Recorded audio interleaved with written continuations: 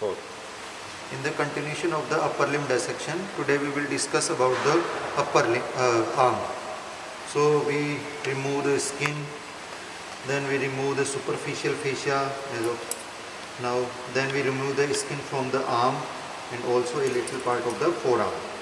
So after that we can reflect the pectoralis major, right? Now you can identify this muscle, pectoralis minor. Now we can see the area of the arm. After the axilla, we can see this is the portion of the arm. So what are the contents of the arm?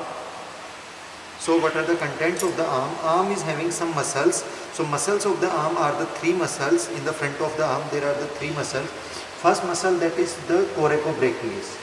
You can appreciate here the coracobrachialis. So coracobrachialis, how will you identify the coracobrachialis? First you have to identify this nerve. This is the musculocutaneous nerve which is entering into this muscle, right?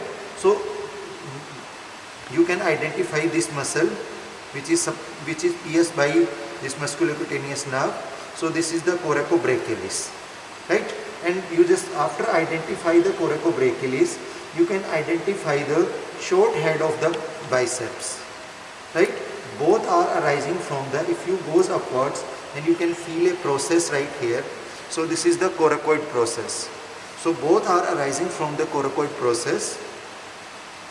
So first you identify the coracobrachialis and then your short head of the biceps. Now this coracobrachialis is rising from this and it is inserted into the middle of the arm on the humerus, right? Then second is your fusiform muscle. This is the bicep brachii.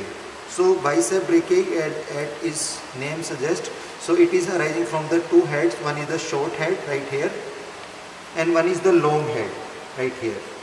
You can identify the long head which is goes into the intertubercular sulcus and it is goes into the goes up to the your superior point of the glenoid cavity, right? After that, after arising of this muscle, it is inserted onto, this is goes down, and after that it is inserted onto the, it becomes like twist, and then it is inserted onto the posterior surface of the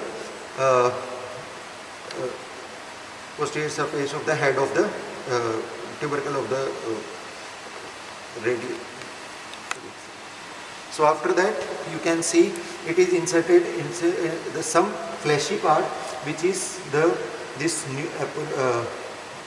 bicipital aponeurosis, and this bicipital aponeurosis which is goes laterally and it is attached onto the posterior border of the ulna, right? So this is the bicipital aponeurosis.